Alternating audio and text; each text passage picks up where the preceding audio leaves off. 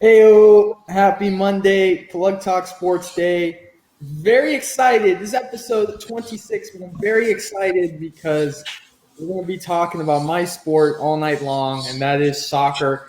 Maybe good for me and Steven, not too sure about Isaac, but we're going to have a good time. We'll get into that. Isaac, Steven, same suspects, criminals as always. Here they are. What's up, everybody? How's everybody doing on this lovely Monday evening? Hope it's going well. Isaac, I know this week wasn't too kind to you, man. I hope you're hanging in there on this rough Monday, brother. Well, I mean, obviously, we're talking Miami Dolphins, right? I think that's the reason why you guys think I'm disappointed. Don't worry, we'll get into it. We'll get into all the disappointment this week. That, of course, the Dolphins added to it. The Heat added to it as well on the weekend.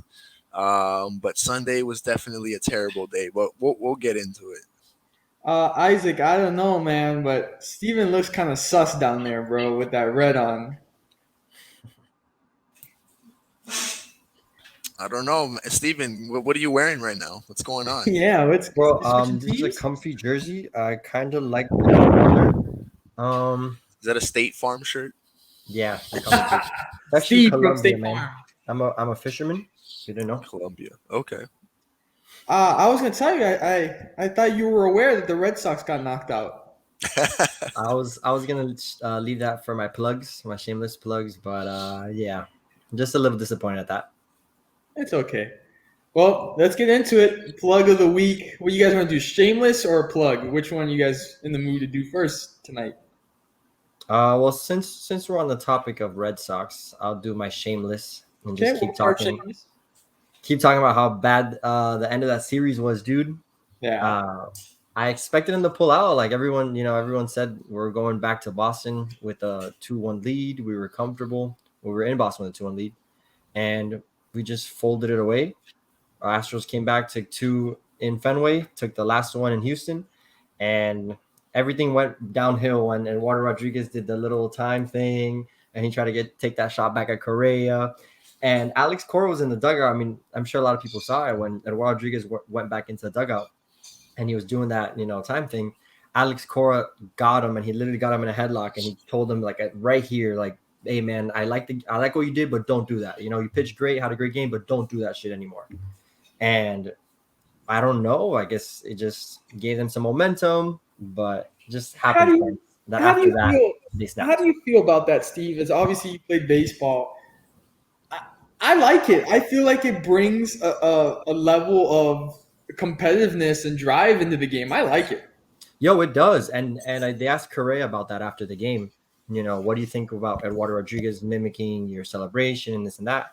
And he like really went into it saying that he loved it. He was like, I love that he did that. Like, it's amazing that, we can go back and forth and umpires don't throw anybody out. They treat us like some grown ass men and let us have fun, dude. Which at the end of the day, people want to see that. People want to see that rivalry, that tension. It's playoff baseball, dude. It's tough. It's supposed to be competitive. If you don't want to get celebrated on, if you don't want that shit, get out, dude. It's as Yeah. simple as that. The Braves and the Dodgers had a crazy season. Oh boy, I'm no. sure you saw Eddie Rosario hit a ridiculous home run. That dude took a turn to first base and almost won the dugout to celebrate. Like, as he's going to first base, he almost went on the dugout, high-fiving teammates and stuff. And you love to see that, bro. It just makes baseball fun. Isaac, you're up. So I'll go ahead and we're on the shameless plug, right? So and I was initially just gonna go off on United, but since I'll save it for the actual segment. So my shameless plug this week continues to be the Dolphins defense, specifically their defense, because it seems like it's now 2 straight weeks where they lose, where our offense is able to actually get it going. Tua, of course, had some turnovers. We weren't perfect, but hey, our offense was able to put enough points to get us back into the game. And our defense, once again, lets us down, lets the offense, the opponent's offense, march down the field for a game-winning field goal. And Yeah. if you guys saw that game, I mean, Brian Flores, even before the field goal was kicked, he already was taking off his headset. Like, he was pissed off. Like, he knew it was a chip shot field goal for the kicker from Atlanta. And it's just this defense. mind you, like there are some pieces, some key pieces. Kyle Van Noy. I mean, I can go on and on. Some key pieces from last year's team that are not present in this year's team. And Brian Flores was brought in really to tweak the defense. That's supposed to be the strongest side of this football team, and it's just I feel like this team is not going to make it to, you know, more than maybe 5 wins. I don't see them winning, you know, more than 5 games for the rest of this year. I want to say those 2 games against the Jets, hopefully those are 2 automatic wins. But I don't know. I don't know anymore. The Jets look pitiful. They actually just made a trade for Flacco. Yeah. But we don't know. Flacco maybe, you know, from that Super Bowl year shows up and tears us apart too. So, yeah, Dolphins defense, shameless plug. Yeah, bro. Like you said, that was supposed to be the strong suit of the team, right? Yeah. Like the defense was We set can't even up. count on that. They got the boy Xavier Howard back on the contract. You know how that goes. Who got burned on that play. I mean, Kyle Pitts, one of the highest drafted, if not the highest drafted tight end ever in NFL history. Did nice for my fantasy team, which, by the way, Steven, you're about to take it down. We're about to be tied 4-3 in second place. So I'm not worried about that, bro. I'm watching this this Colts game right now, and I'm a little not Colts. I'm sorry, Steven. I actually watched the Colts game last night, and your running back, what's his name? Jonathan Taylor, baby. He got me nervous last night. Right now, I have the Saints defense, so I'm watching that game as well. But yeah, I'll shut up. Guys, my shameless plug has to be a good amount of people that went to the FIU football homecoming game. Why? With shirts. With shirts. I loved it. There was actually a lot of people there. Obviously, it was homecoming. There was a good amount of people. There was a tailgate that finally happened. There was a good amount of people, but also there was a large group of people that wore these bright neon shirts that said "Fire Pete Garcia." Wow. And I was like, damn, like that is obviously the whole Conference USA realignment. We haven't gotten an invite to any conference. Possibility of us falling back into Sunbelt Conference USA, possibility of it just collapsing and not being a conference anymore. It's pretty sad if you ask me. Yeah. It's tough, dude. Those couple teams, was it Western Kentucky, and a couple other Duke teams. FAU, yeah, a couple other teams that are switching conferences. Obviously, FIU has been absolutely terrible and hasn't gotten an invite anywhere else. But I didn't know about that. That Conference USA might, dismember and not become a conference. And it's true. I mean, not a lot of teams would probably be enticed to move there. So FIU would be lucky to get invited to the Sun Belt, dude. I don't know if the Sun Belt would even see FIU and like, yeah, I want you back. Like, that's like ex-girlfriend that left you and you're like, I don't want you back, man. And for me personally, and I got heat from this on Twitter, I stand by my opinion. I feel like FIU going to the Sun Belt Conference is a step backwards. I mean, at this point, for FIU to just get into a pretty decent conference would be, a plus for them. So let's see, man. As long as they don't go D2. Yeah. All right. Plug of the week. Steven, you're up. Plug of the week is the Atlanta Braves reaching the World Series. And I gotta give a shot at you, Danny, but it's baseball, bro, and it was beautiful to watch. I was honestly rooting for the Braves because they're the underdogs, dude. Like, they deserve to be there. They haven't been to the World Series since '99. Got a great fan base. I've been to the stadium. It's beautiful, and I like it, man. I know they play against the Marlins in the same division, but they're competitive every year. They don't really rub it in our faces. They're just a great team, bro. So hats off to them. And as long as they beat the Astros, I'm excited, bro. I'm happy with the end of this baseball season. I'm going for the Stros, by the way. How could you? What? I just think they have a better team, man. I think Steven made a face too. Like, no, man. And as of course, just like Danny says, it's the better team, and he's going for the better team. So, as expected, Danny. You guys have a guest. Guest appearance. My dog's vicious, man. Your dog is very vicious. He doesn't know. Steven doesn't know what happened to Isaac the other day. He got you? Isaac almost got murdered, mauled. Oh man, I'm Yeah, telling you, dude, you don't mess he's with him. usually very nice to me. And I don't know, the moment I walked in, he just started barking and trying to bite me. And then at one point, he stopped, right? And everybody was kind of like, okay, maybe I'm accepted again, right? So I'm like at the dinner table, watching the Dodgers game, and he comes up to me like very nonchalant, puts his paws like on my seat, looks at me, and the moment that I just put my hand up, he starts barking and trying to bite me again. I was just like, whoa, I've never seen a dog so manipulative in my life. It's crazy. Bro, you can't trust dogs that are the same size as your foot. This true. It's true. This is very true. Those Hey man, small he's talking dogs are about the you, worst, bro. man. He's talking Listen, about you. Isaac, plug of the week. You're up. So I'll go ahead with a 44-year-old that I don't know if you guys have heard of him, but Tom Brady, who just passed for his 600th touchdown this past game. Yep. And I mean, what else can you say? He just continues to wow people. I mean, wow the haters, the people who said he was done back in New England, that he wouldn't throw another pass, or at least another productive pass in the NFL. And here he is, not just winning a Super Bowl now with Tampa Bay, but passing for his 600th touchdown, which I don't see that ever being broken. But I could be wrong. The NFL now is more pass first than anything.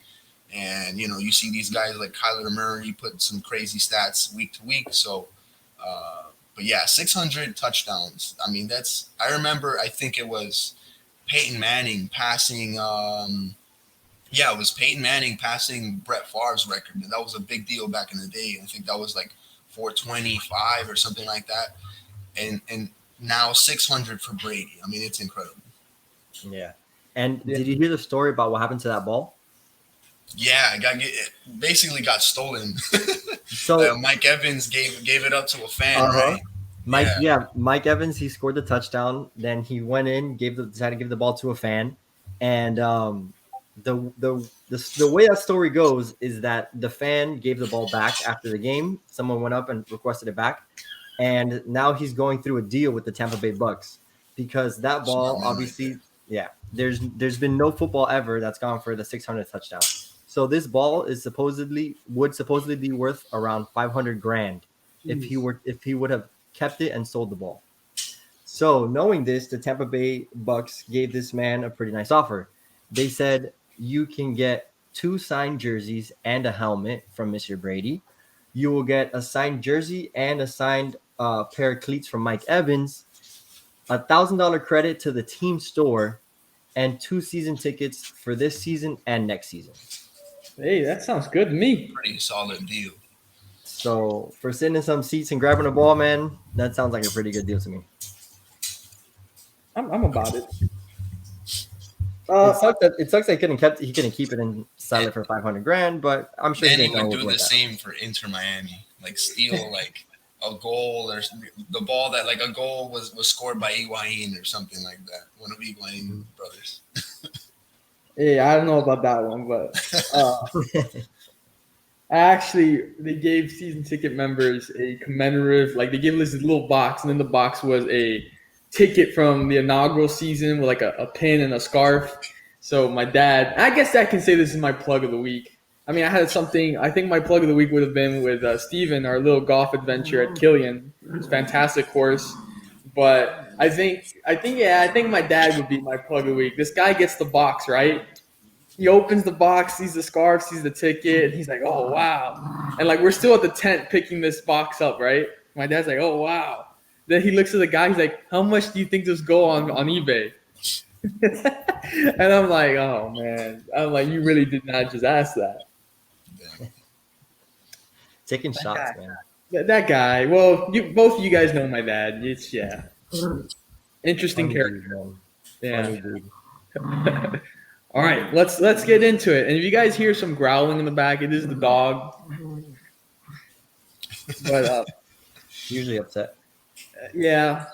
So we're gonna get into the first topic of the day, first soccer topic of the day, El Clásico. You guys can see it. Real Madrid, Barcelona. Madrid defeating Barcelona 2-1. And don't let that scoreline fool you. The last and final and only goal for Barcelona came in the dying stages of the game, scored by El Kun Agüero, Sergio Agüero. I know Steven knows a lot about him. Yes, sir. It was my thoughts first. First half, I think Barcelona was the better team. I think that Madrid was still trying to get into rhythm or whatnot. Look, as bad as Barcelona has been, and Barcelona is now in ninth in the table, which I don't think they've even been that far below before. I was telling Isaac that earlier. And being threatened to fall into the Europa League. It's never happened in their club history before. But look, this is a Clásico. This is a rivalry game, and I think we know in sports that when it comes to a rivalry game, all that goes out the window, and any team can win. So they really did play good in the first half. But what happened was Real Madrid started exposing Mingueza. They had Vinicius Jr. on that side, and Vinicius Jr. was just running past him every single time. Mingueza could not keep up with anybody, especially Vinicius. Yeah, could not keep up with Vinicius at all. And Ancelotti in Madrid started exposing that side. And that's I knew it. I was tweeting during the game. I was saying, hey, look, if Real Madrid is going to get something going, it's going to come from that side. And eventually it happened. All it took was a beautiful build-up in the back. David Alaba gets a beautiful tackle. Beautiful tackle. Takes the ball, gives it to Vinicius, who crosses it all the way across field, switching it up to Rodrigo, who gives a nice little short pass to Alaba, who makes the run after the tackle all the way downfield for just a cracker of a shot that goes in and puts Madrid up 1-0. And I think right after that goal is when Barcelona got deflated. You get halftime and Barcelona tries again, beginning of second half. They try to be energetic, get that press going. But it came back to burn them. They PK. When you got PK up there playing striker, it's when things are really bad. He gets a shout. He's shouting for a penalty. Ball goes on the counter. Lucas Vasquez puts it in the back of the net for 2-0. So it's just the confidence for Barcelona. Obviously, Steven, you mentioned Serginho Dest. It's not a good Barcelona team right now, and that's the fourth victory for Real Madrid in a Clásico straight over Barcelona. Ronald Koeman has not beaten Real Madrid at all as his time as Barcelona manager. Okay. I like that take. I will be a little devil's advocate here and say that you guys weren't that great, and you shouldn't keep your head held up that high over such a slight win over a Barca team that you said is not like they used to be, dude. Like, you guys should have gone on and absolutely smashed them. Yes, you caught a dub at Camp Nou, 2-1. That goal at the end, it was just a product of what it was. The counterattack, there's nobody else in the back because they were going for their last chance, So, yeah, that goal definitely put the game to bed. But like I told you, that chance from Serginho Dest was wide open in the middle of the box. Yeah. Obviously he misses it. He's a right back. He's young, whatever. But just the fact that the defense wasn't the most solid at the back. You guys still looked, you had holes. It wasn't a great performance. You guys got it done, definitely. But I don't know, man. There was still some game left to be had from you guys. Isaac, you want to go ahead and jump in? I have some thoughts for Steven, but go ahead and put your take. I mean, you sent me that first goal by Alaba, and that's pretty much all I saw. I'll be honest. Bro, it was world class, dude. But that was nasty. The strike was nasty, but then again, just your center back destroying one from that far is really the only goal you had for 90 minutes. Like, you can't count on that. Yeah, I was happy for him. If I'm not mistaken, is that the first goal he scores for Real Madrid as a newcomer to the team? Yep. Yeah. So and it's in a Clásico, so makes it more. So I was just happy to see him. I mean, he's a world class player, defender. So that's all I have to say. As far as Barca, though, I mean, what do they do with Koeman? If they don't crack at least top 5, I mean, I could see him just being sacked. Yo, this guy got chased out of the stadium, man. Yeah. I saw a video that this dude was in his car, his SUV, trying to leave the stadium, and people were like throwing themselves on his United windshield. can never. Bro. Wow. Literally, Yeah, man. man. But Maybe if United had that sense of urgency, maybe they get Solskjaer out. they've come out. They've come out. The board of trustees at Barcelona, and I don't know how true this is, but they've come out and said that they support Koeman. And all right, if you're gonna ride with that, that's fine. But I don't think he's the guy. I mean, but look, I think with Barcelona, I don't think the coach is the only problem. I think there's a lot of deep rooted issues at the club at the moment. Uh, and I've always said, and this is obviously me talking as a Real Madrid supporter, but I've always said that Real Madrid would be in better shape without Cristiano than Barcelona would be without Messi. I mean, Barcelona's motto is "Més que un club," which means more than a club, and for me, it's not true. I mean, they've built that entire club around Messi, and once that guy's gone, you got nothing left. Yeah, they got some young stars. They got Pedri. They got Gavi, but it's just not it. There's no hope there. They sent Griezmann back to Atletico. They made a huge mistake in not even selling, giving Luis Suarez for free to Atletico. I think the club is just in dire need right now. They let Luis Suarez go for free, and then they get De Jong, who they paid like 10, 12 million for. The guy can't score to save his life. Their pies look pretty good, but it's not it, man. I know how Isaac feels about that. I was just reading the story on Coleman. I mean, he was just in his car trying to leave, and people crowded, around his car and started slapping the windows. I mean, you saw the video? Yeah, just insanity. Wow. Yeah, it's like every decision Barca makes, they like listen to the fans and make sure to do the opposite, and they're like, okay, that's what we want to do. It's true. It's true. And so back to my comments, I want to respond to Steven here. I do agree with you. They did not play great. Real Madrid did not play great. Not what we're used to seeing, what we expected. Also, this is our first game back. I mean, I'm not saying this is an excuse, but we come back from international break. We had a game postponed against Athletic Bilbao. So this would be our first game. We had that game where we smashed Shakhtar midweek in Champions League 5-0. So this is our first La Liga game back. There's no excuse for the way we played. But again, it's a Clásico, it's a rivalry game, and it can go any way, honestly. Just that type of play. Yeah, he didn't like a Clásico either. Yeah, I think he agrees with me. Yeah, you agree with Steven? I gotta write featuring Remy as the title of this episode. You agree with Steven? You're a Barcelona fan? You agree with The Steven? squad featuring Remy. Nice. Yeah. But yeah, I mean, I give partial credit to Steven. Remy's trying to give his opinions, man. Let him speak. Yeah? You want to give your opinion? You want to give your opinion? Yeah, he's interested. You see, this is how you get the viewers. Once the people see the dogs, that's it. Then you get the clicks. Look at that. That'll be the cover art.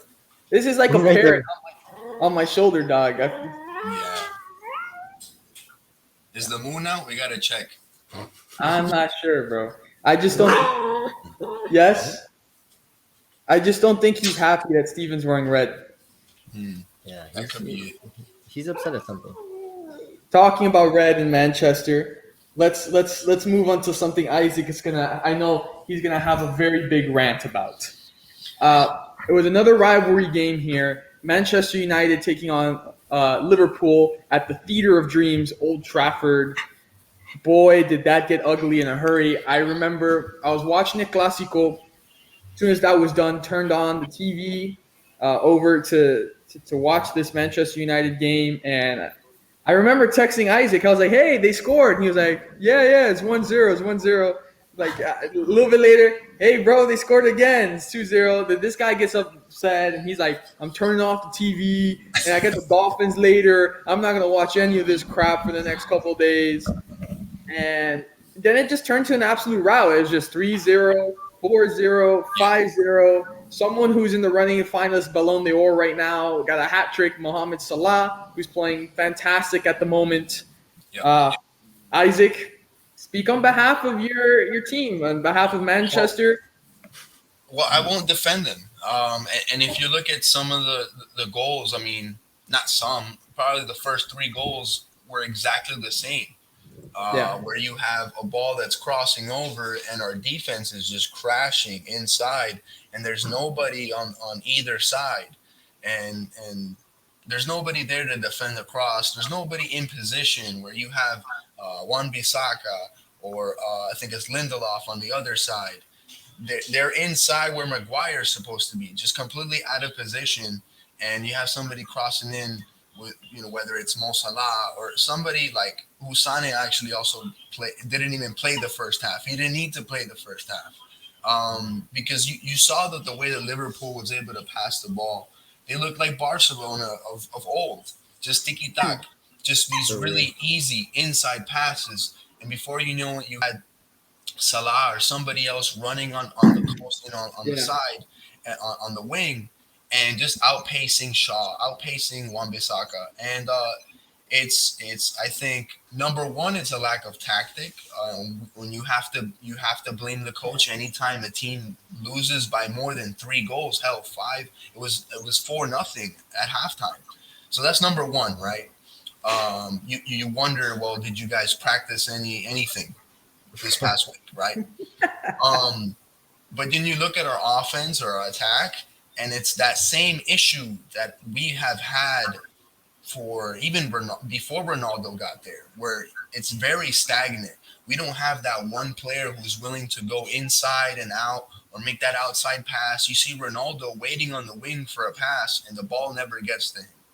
I'll give him credit. There were many times where the ball did get to him, but he wasn't in position to score, so he would pass the ball. Once the ball would go to Greenwood, I don't know what's up with Greenwood. Maybe it's a mental thing, but his name should be McGreedy, because it's like anytime he's outside in the box, we saw it last Premier League game, he scored from outside the box. A beautiful strike, right? Beautiful. But it's like you're not going to get that every time. You're not going to score from there every time. And that's like it's just like once the ball crosses that lower third, there's nobody who's willing to take the initiative to go inside and finish. And the one opportunity that they have from scoring outside, which you're going to get that shot maybe 1 out of 10 times. That's like all they're going for.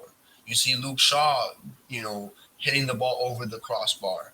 Or like I said, Greenwood. You have no player inside that's willing to take the initiative. McTominay is a waste of space. So is Fred. Fred, who does so good for Brazil. I mean, he's just useless when it comes to Man United. Fred is terrible, bro. Fred is terrible. And to not start Pogba, and let's not be stupid. The reason why he was benched was because of his comments last game, where he didn't say we need a new coach, but he said we need a change. Yeah. And that was something that every player on this team has echoed the past few weeks. And the players are turning. They're turning on Ollie. I mean, you saw Pogba when he came into the game. That's the first thing that he did. was a really rough tackle, which I think personally it should have been a straight yellow. It shouldn't have been a red, but whatever. He didn't even look disappointed. He would look like he was happy to be out of the game. Yeah, man, it's just frustration at that point. Yeah, the players are turning on Ollie, and it's like he's a janitor. He's not a coach. They do not respect him. He has no tactics. By the time that halftime hit, he looked like a little, shriveled little, old man, next to Michael Carrick on the sideline. It's just, it sucks. It really sucks. And this is probably the lowest point that we've been in a while. We're 7th. And it's not the end of the world. We only have 3 losses. But at this pace, we're not going to be catching up to Liverpool. Liverpool is a well-oiled machine. If you guys watch Sky Sports and stuff, Paul Scholes said it earlier in the week, last Wednesday. If we play the way that we've been playing in our Champions League, where it takes, the Messiah, right, of soccer almost, or the Messiah of this team, right, the savior, Ronaldo, to hit that goal last minute for us to come back down, 0-2, 0-3, whatever it is, You play that way against Liverpool, good luck. What happened? We lost 5-0, and we deserve it. We deserve it. And so for everybody wishing, along with myself, that we change the coach, I'm for it. But it's gonna take more than that to really turn the season around. Yeah, dude. And like you said, it's just a lack of tactics, bro. The guy's a janitor. He doesn't know how to get the team together. The defense is in sorts, bro. They don't know what to do. Yeah. And the one thing that I've hated about him is that he's always benched Pogba and he's never let Pogba play. And that's because quite literally he doesn't fit into his system. Like unless he's holding at CDM where McTominay or Fred play or Matic or whoever, which isn't his natural position, he's not getting the start at attacking mid over Bruno. Like he's just not. That's Bruno's spot, and he's just a more attacking minded midfielder, bro. And he doesn't know how to use them. Pogba gets frustrated. Everyone wants him out. I'm sure Ronaldo's pissed. You saw Ronaldo lash out and kick this dude Curtis Yeah. Jones on the floor, bro. Like honestly, that should have been a red card, dude. Like looking over at the replay, like if the guy's just laying on the floor and the ball is at his midsection and you kick the ball as hard as you possibly can after hearing the whistle, Yeah. like yo, that's with bad intentions in mind. And you saw Van Dyke come up after and just basically just shove him, like give him a big old chest bump, like get out of here, bro. And it was tough, dude. You could really tell how frustrated all the Man U players were. And that's just boiling over, bro. Like that's obviously was in that match, but that's boiling over for a couple weeks and a couple months of frustration. Now, I won't name any names, but I'm sure you guys can probably know who it is. There's a manager that I've worked close with who doesn't believe that managers should be criticized at all, probably on social media and whatnot. He had something to say, obviously, being a former United player. He had something to say about a reporter tweeting about Ollie that he needs to be gone and tweeted something like, "Oh, do you feel better about tweeting something like this?" Look, I disagree with that statement because I feel like us who who work in media and stuff like this, I think that managers do need to be held accountable. I mean, he thinks that it's a form of bullying. Obviously, there's a line of extent where you can't threaten the man's family or anything personal because it is at the end of the day it's a managerial job for a football club. But you could hold them accountable, and I think that you could criticize them when they need to be criticized because obviously we know the game of football as well. So I just think that whole thing of like, oh, we shouldn't criticize them or whatever. I mean, I think that's a load of honey baked ham bull crap, and just I don't believe in that. I think if a manager needs to be criticized, he needs to be criticized and really be put on the hot spot when he needs to be. Yeah, managers got to be held accountable. I mean, basically everything, like, especially in sports, man. Like, if you're doing a bad job in sports, there's thousands upon hundreds of thousands of people watching you almost every game. So if you're doing a bad job, umpires always get the short end of the stick. Oh yeah. And Yeah. now it's more public that, Come on, everyone bro. sees the strike zone, the reports. There's like a new thing that, there's like a percentage that tells you how bad the umpire did, and it's just tough. There's scrutiny everywhere. People are looking down on you, especially if you're the manager of Man United. So yeah, man, you're open to criticism. If you just bought Ronaldo, if your team's worth that much and you're expected to be top of the league, you're gonna get criticized when you're playing terrible. 100%. Yeah, it looks like Conte is right, or did I say that right? Conte. Conte. Conte, he's on like right on speed dial. That's what it looks like right now. And Man United is playing Tottenham on Hotspur on Saturday, and their coach is under fire too. So if they don't show up for that game, I think Conte is the coach by Sunday. I don't like that. I don't like that because I think for me, Manchester United, ever since Sir Alex Ferguson retired, they have gotten one thing absolutely wrong every single year, and that has been the manager. I feel like Manchester United has not gotten a good manager since Sir Alex Ferguson left, and it has always ended up being a failure. I think getting someone like a Mauricio Pochettino would be really good for Man United. I expressed this to you, Isaac. I'm not a big Antonio Conte fan. I really don't like him. And for me, if United gets Conte, this is going to be another project and another failure for the club, in my opinion. Yeah, but it's just, I mean, it's tough getting head coaches now. Like Pochettino just took the job at PSG. Obviously, he's a great coach. He's not going anywhere else. Like Oh yeah, of course. a lot of the big coaches, basically penciled into teams, and like they already asked Conte, and he said he expressed interest, and he'd be down, but that United supposedly hasn't reached out to him yet. Yeah, but I don't think he's a great manager either. I think he's just bang average. He'll just do the same job that the Louis Van Gaals, that the David Moyes of the world have been doing at Yep. Man U. So I don't think it's the answer, like you said, Danny. And if they're just going to keep looking for an interim dude, I don't know. I mean, maybe they can find an assistant coach and like find a great manager from within the team, but that's also extremely hard. So maybe, I bro, agree. what if they take Pep after he leaves City? Oh my goodness.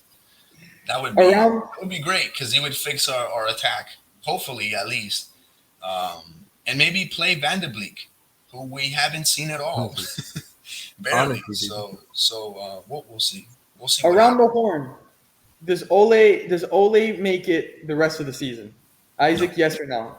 Steven, No. yes or no? he really should not, and I don't think he does. I don't think he does.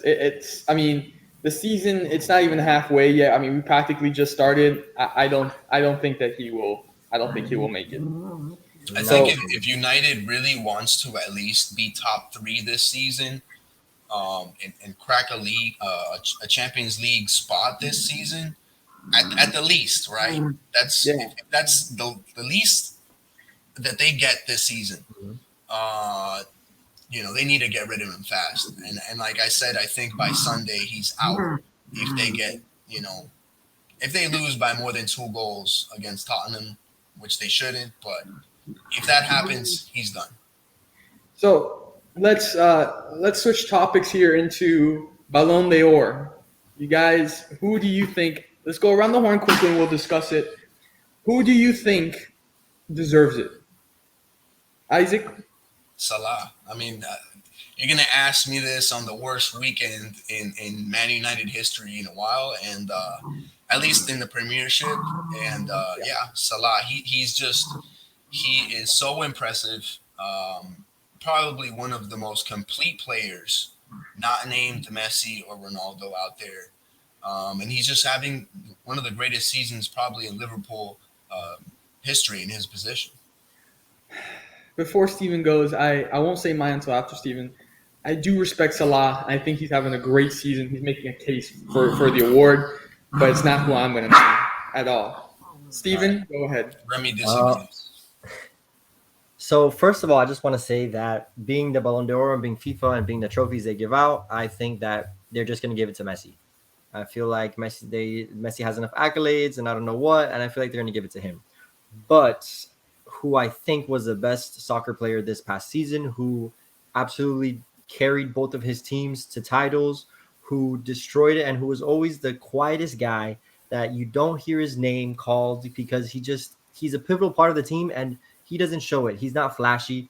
And N'Golo Kante is by far the That's best good. player in world soccer this past year. That's a good pick.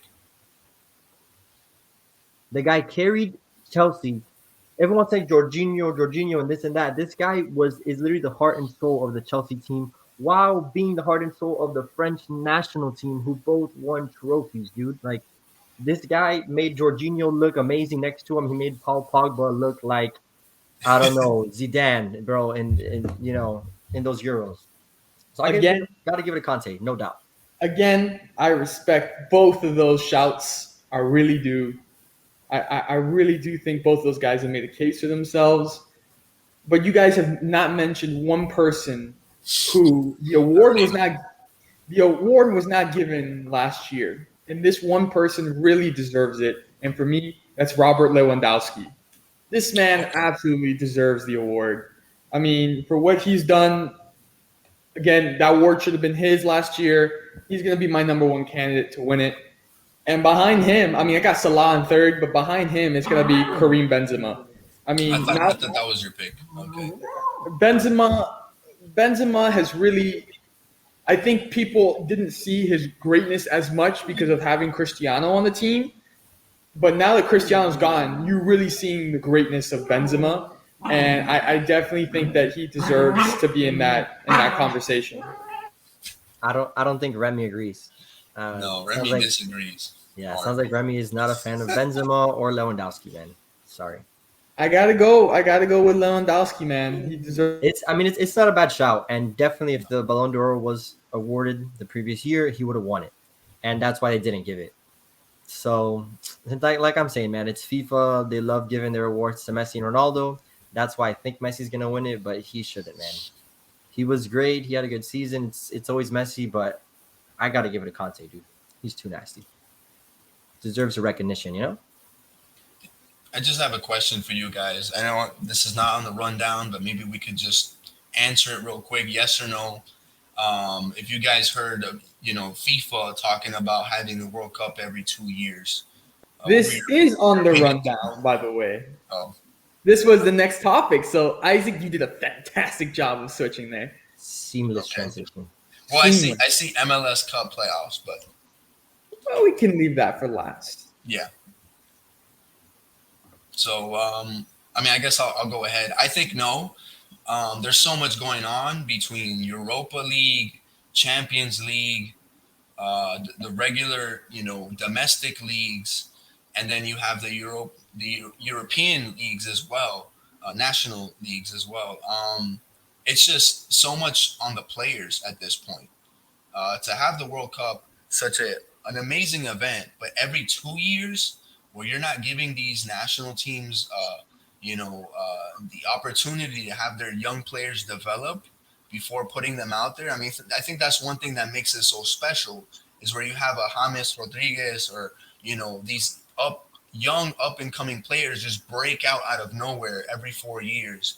I think that's what really makes it really special. And then once you have that every 2 years, it's gonna put too much pressure on those players. You're gonna see a lot more injuries. It's just too many games, too much going on every 2 years. I mean, that's my opinion. Yeah, man.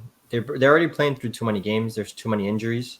Oh, there goes Danny. I see he's a little busy at the moment. So I agree, man. It's too many games. It's too many games. There's injuries going left and right.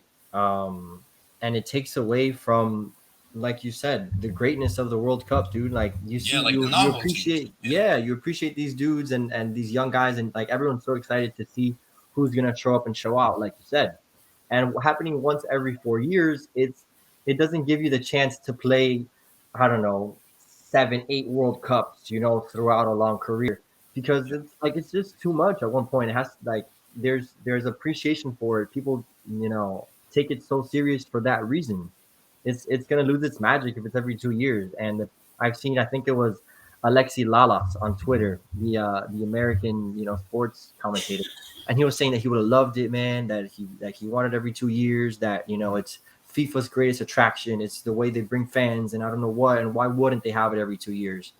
And like, I feel like soccer is going through a huge problem that they feel like they need to bring in fans and do everything and make this is their excuse to bring in fans and have all these events, but it's not, dude. It's a money scheme. Same thing with the other champions. What The was it? Super The, League. the Super League that they want to do. It's the same thing, man. I It's think just Danny's a huge fan of the Super League. yeah, exactly, man. So it's Hell just all no. money schemes, dude. They want to Look, make money and want to make it listen, quick. CONCACAF, UEFA, CONMEBOL, and all in the organization of FIFA, it's the biggest mafia in the world, is what it is. All that FIFA is the mafia. biggest. FIFA is the biggest mafia in the world. It's all about money. It's all about Literally. going to these third world poverty countries, taking all their money, building all these stadiums, getting a great tournament put on for the rest of the world, and then getting their money and bouncing. Um, but World Cup every 2 years, for me, the World Cup is a very special tournament that happens every 4 years, and you miss it. You miss it when it's not happening, and when you come back, to the 4 years, it's special. It's a special moment to be celebrated. And I feel like if it happens every 2 years, uh, it's not going to feel as special. Yeah, I agree. Yeah. Uh, Bad decision, dude. People making money, always running FIFA. That's how it is. Yep. MLS Cup playoffs. This is the next topic. MLS Cup playoffs. What do you got to say about that, Danny? I see you smiling. I see you excited. What are your thoughts about the upcoming MLS playoffs? this is a surprise, man. No one really thought about it, but damn, are the New England Revolution good? Mm. They are so good. They have They're only, I flying believe, past everybody in the East. They have 70 points. they've just won the Supporters Shield Best Regular Yeah. Season. That's what the award goes to. They're on track right now, and if they can finish with a couple of wins, they tied Orlando City yesterday. If they can finish the last 3 games in a good form, they'd probably have the most points ever earned by any team in Major League Soccer history. I believe they only have 4 losses on the season. That's incredible. I remember they came into Miami into Drive Pink Stadium and trounced us 5-0. We end the season against them up in Gillette Stadium. Uh, That was the I was first game of the season, right? That we played against New England. No, No, it was not. no, I thought it But was. it was. I told my dad, I'm like, what does Robert Kraft have? What is his success? Because he's got a successful franchise of the Patriots, New England Revolution, are a hell of a team, hell of a club this season. Kraft mac and cheese is amazing. Yeah, Like he's just got it all, dude. You know what he I does. think? He does get it all. He probably takes all the players like to like some, underground where nobody will find out, but like some underground like masseuse or some crazy Deshaun Watson type stuff. I think that's his secret. Man, I really wanted to throw that jab in there. I was waiting to see. I was waiting to see if anybody was going to, but I wholeheartedly agree, man. If there's somebody that knows how to make those things work, and just he goes through all these things, and he just comes in and comes out. Nobody says a word. Robert Kraft, it's like nothing happens. Supposedly, the heat's off him, but he's got his little fun going underground. Look, playoffs is a different thing, but the way this year's going, I think that the 2 first place teams in each conference will meet in the MLS Cup final, and it's going to be New England Revolution against Seattle Sounders, and we all know how good Seattle's been in recent time. For me personally, I think they have one of the top 5 fan bases in all of the league. Um, it's and that's going to be a great final. New England and Seattle. It is going to be a fantastic final. And the road to MLS Cup final this year is going to run through Gillette Stadium up there in New England and Foxborough. But we also have some interesting matchups shaping up for the first round. Um, as of right now, it looks like New York City is going to be taking on Orlando City at Exploria Stadium, just up the road 4 hours from here. I think that's going to be a fantastic matchup. Portland Timbers, LA Galaxy as of now. That's going to be another fantastic matchup. So there's some good matchups shaping up for the playoffs as it stands right now. Obviously, there's 3 games left to go in the season. There's the Wednesday's matchups. There's Saturday on the weekend matchups, and then decision day, which is next weekend, November 7th on a Sunday. Every team in the league will be playing to see who's going to the playoffs. But for me, a surprise is a team that entered the league last year with Miami, who is currently they've been duking it out for second and third in the East, and that's Nashville. Yeah, the third right now. Yeah. Been very, very impressive how they've entered the league, and even last year made it to the playoffs and made it to the second round of the playoffs, and now they're duking it out for a second and third position in the East. They've done very well. Yeah, they've only I think lost like 7 games. I mean, yeah, one of the biggest surprises. You wish that Inter Miami would have had some of that magic in their inception, but I want to go with Seattle Sounders this year. I think that's the team to beat. Of course, New England has the best record, but who? I mean, who in the MLS but Seattle Sounders, who has the best track record? I think one of the best franchises in that league. So I think Seattle will win this year. That's just my pick. You going with Seattle? I'm going to go with New England. I think I've seen them up close. I've watched their games, seen them in person, just analyzing them. I think they're too good this year. I think New England's really. I mean, still they got to go through the playoffs, but they're just too damn good this year. And if they don't win the league this year, it'll be not even. Well, the coach is Bruce Arena, who you guys know was successful LA Galaxy, was in the national team.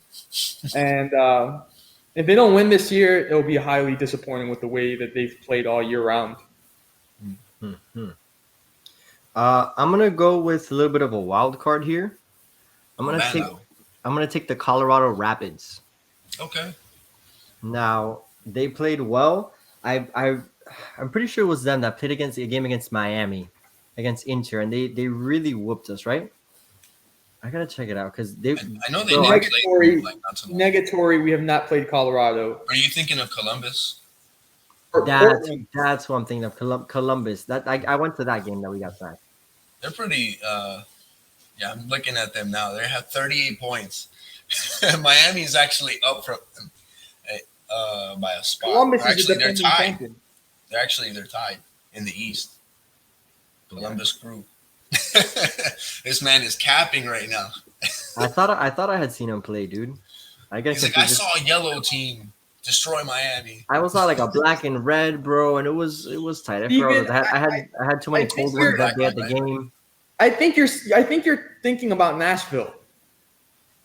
No. Yeah, well, he said black and Well, red. I was Maybe I know DC United. I know Nashville beat Inter Miami heavy, and I saw that they were looking good in the Eastern Conference, and I wanted to go with them too, but it seemed like too much of a dark horse.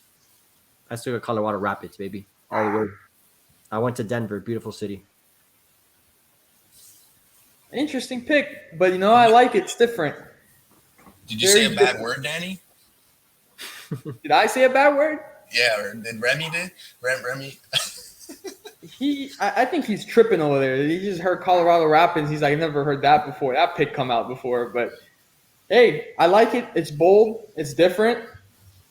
I rock with it. I mean, I'm we're going with bold. the two favorites. Obviously, Isaac with Seattle, me with New England. But Colorado, I like it. Good squad. Surprising a lot this year. I think that they've turned a lot of heads. I don't think people really expected Colorado to be where they're at this season. But again, playoffs is a whole different animal. Once you enter playoffs, it's pretty much that's why they call it the postseason. It's a brand new season. Anything can happen. It's all about getting hot at the right moment. That's why I got to take the underdogs always, baby. Colorado Rapids, MLS Cup. You guys heard it here first. MLS Cup, Colorado Rapids. I might put a bet on it. I might check if I put a little $10. See how much I win.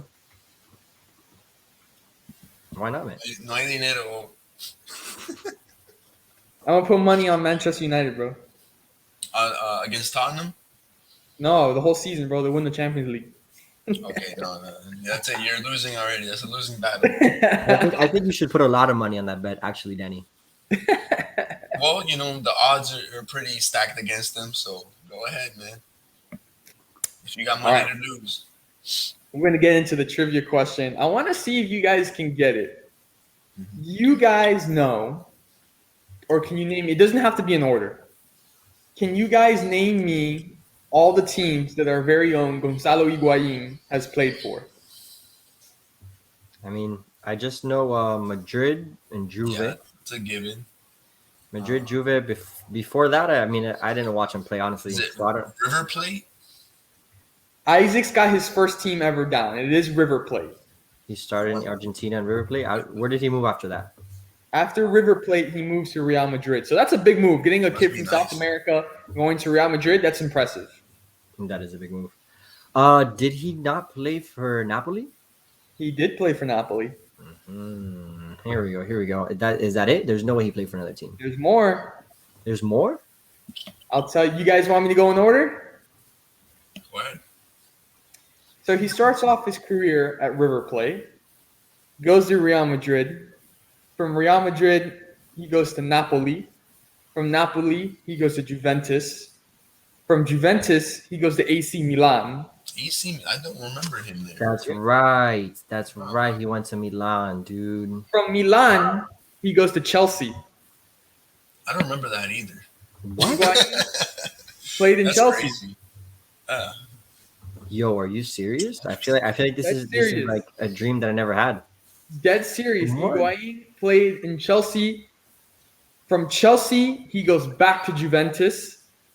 And then from Juventus, him and his teammate Blaise Matuidi come to Inter Miami. And the rest is history, baby. And the rest is history. So, pretty interesting. I can't believe you guys did not know that he played for Chelsea. No, I mean, man. AC Milan. I had no idea. And it was towards the end of his towards the latter end right now of his career in recent times is when he played for Chelsea. I don't remember that, man. You don't want to remember it. Just like your Morata Chelsea jersey. Exactly. It's something you don't want to remember. I'm trying to look up how many games he played. So This he- looks no, so weird. You guys are Yes. lucky I gave you an easy question because the one that's going to fill up a whole paper is how many teams has Zlatan Ibrahimovic played for? Oh yeah. That's like every team in the league. We could take the whole show on that one.